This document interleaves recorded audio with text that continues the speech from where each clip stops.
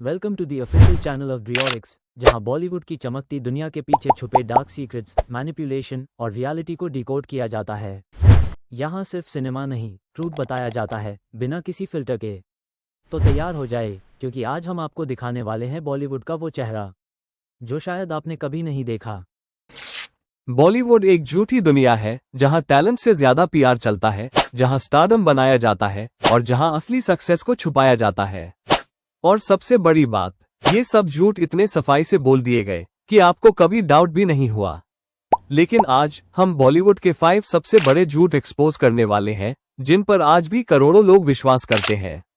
ये वीडियो आपको शॉक करेगी, लेकिन आपको पूरा देखना जरूरी है, क्योंकि ये सच सिनेमा का चेहरा बदल देगा। तो चलिए शुरू करते हैं। झूठ नंबर 1, बॉलीवुड में बॉक्स ऑफिस नंबर असली होते हैं। क्या आपको लगता है जो नंबर्स बॉलीवुड बताता है वो असली होते हैं?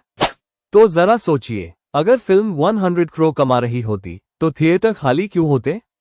इंडिया में आज भी कोई trusted, transparent box office tracking system मौजूद नहीं है। हॉलीवुड में बॉक्स ऑफिस मोजो और कॉम्स्को जैसे प्लेटफॉर्म्स हर फिल्म की कमाई को इंडिपेंडेंटली ट्रैक करते हैं। लेकिन बॉलीवुड में, जो सबसे बड़ा फिल्म इंडस्ट्री कहलाता है, वहां कोई भी ऑफिशियल ऑडिटिंग बॉडी नहीं है। प्रोड्यूसर्स खुद ही अपने बॉक्स ऑफिस नंबर ट्वीट करते हैं और मीडिया उन्हीं ट्वीट्स को कोट करके हेडलाइंस बना देता है, जैसे blockbuster day 1 biggest opener of the year, बिना ये चेक किए कि ये डेटा आया कहां से। एग्जाम्पल, आदिपुरुष को फर्स्ट डे पर 100 करोड़ का बताया गया। रियलिटी, दूसरे ही दिन ऑडियंस ने बॉयकॉट करना शुरू कर दिया और थिएटर 30% खाली मिले। हीरोपंती 2 का भी यही हाल था। 6.5 करोड़ रुपए का क्लेम था, लेकिन सिनेमा हॉल में 10 लोग भी नहीं बैठे थे। आमिर खान की लाल सिंह चड्ढा भी बड़े नंबर्स के साथ लॉन्च हुई, लेकिन सिर्फ 3 दिन में स्क्रीन्स हटाई जाने लगी। ट्रूथ ये है कि ये नंबर ब्रांडिंग के लिए होते हैं, ताकि अगले दिन और लोग टिकट खरीदें। रियल कलेक्शन और डिक्लेयर्ड कलेक्शन में कभी कभी 30 रुपए, 50 करोड़ रुपए तक का फर्क होता है।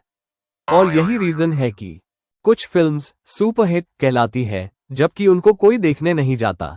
झूठ नंबर 2, स्टारडम का मतलब टैलेंट होता है। क्या जिसका स्टारडम बड़ा है वो हमेशा टैलेंटेड भी होता है? रियलिटी कुछ और कहती है।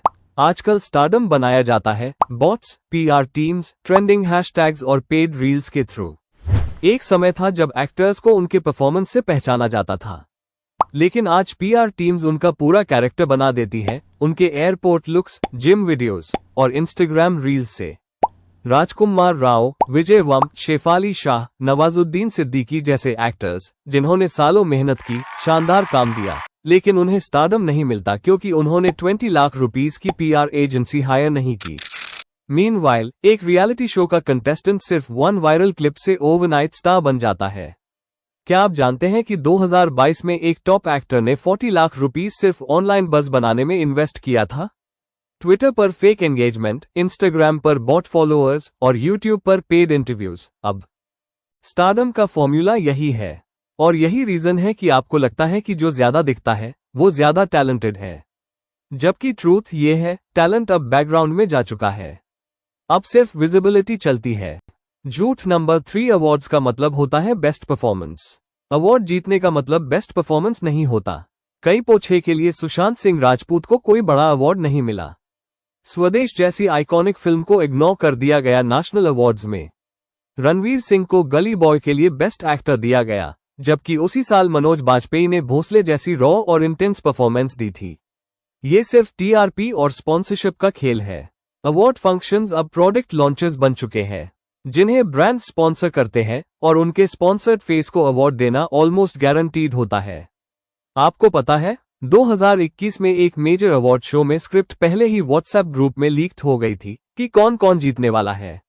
ये सिर्फ एक एग्जाम्पल नहीं है, हर साल सेम पैटर्न दोहराया जाता है। बेस्ट लिरिक्स का अवार्ड भी उसी सॉन्ग को जाता है जो रेडियो पर सबसे ज्यादा बजता है, भले ही उसके लिरिक्स में मीनिंग ना हो।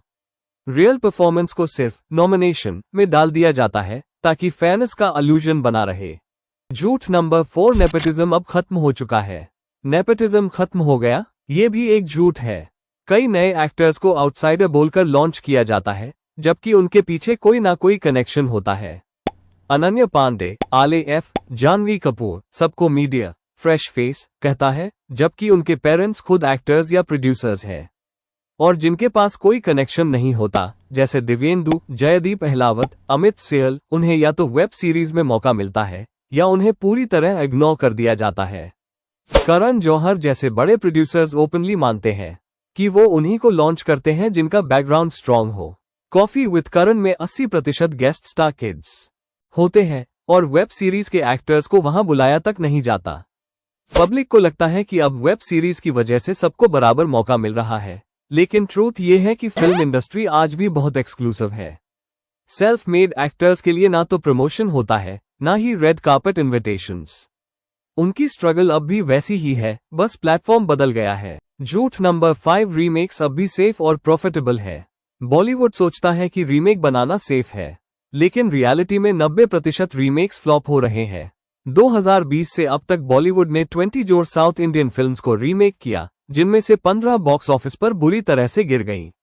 जर्सी, शहजादा, सेल्फी, विक्रम वेधा, भोला, गुमराह, इन सभी फिल्म्स में टॉप एक्टर्स थे, बड़े बजट थे, लेकिन ऑडियंस ने रिजेक्ट कर दिया। क्यों? क्योंकि पब्लिक अब ओरिजिनल देखना पसंद करती है। नेटफ्लिक्स और यूट्यूब के जमाने में कोई रीमेक देखने क्यों जाएगा? साउथ की फिल्म्स में कल्चरल डेप्थ होती है, रूटेड इमोशन होता है, जो बॉलीवुड की वर्जन में कॉम्प्रोमाइज हो जाता है। ओरिजिनल में जो रॉनेस होती है, वो हिंदी रीमेक में ग्लैमर बन जाती है। और यही रीजन है कि अब लोग कहते हैं, रीमेक? फिर से वही चीज? पब्लिक अब एक्सपेरिमेंट चाहती है, ओरिजिनलिटी चाहती है। रीमेक अब शॉर्टकट नहीं, डाउनफॉल बन चुका है। बॉलीवुड के ये 5 झूठ इंडस्ट्री के अंदर छुपी एक ऐसी रियलिटी दिखाते हैं जिसे जानबूझकर छुपाया जाता है। Producers, media houses, PR teams सभी एक नैरेटिव चलाते हैं ताकि ट्रूथ दब जाए और इल्यूजन बिके। लेकिन अब वक्त आ गया है इन इल्यूजन्स को तोड़ने का। नेक्स्ट टाइम जब कोई एक्टर का स्टारडम या फिल्म का बॉक्स ऑफिस ट्रेंडिंग हो, तो उसे सच समझने से पहले थोड़ा सोच जरूर लेना। बॉलीवुड को सुधारने का सबसे पहला स्टेप है ट्रूथ एक्सेप्ट करना। अगर आपको ये वीडियो नॉलेजेबल और आई ओपनिंग लगा हो, तो प्लीज लाइक, कमेंट और शेयर जरूर करना। पर हमारा गोल सिर्फ एंटरटेनमेंट नहीं, बल्कि एक्सपोज करना है उस सिस्टम को जो सिनेमा को डैमेज कर रहा है। इस वीडियो से पहले मैंने एक और इम्पोर्टेंट वीडियो बनाई थी, व्हाई बॉलीवुड इज डाइंग सून, उसे भी जरूर देखो, वो इस वीडियो की परफेक्ट शुरुआत है। मैं मिलता हूँ अगले एक्सपोज में, तब तक देखते रहिए Dryorix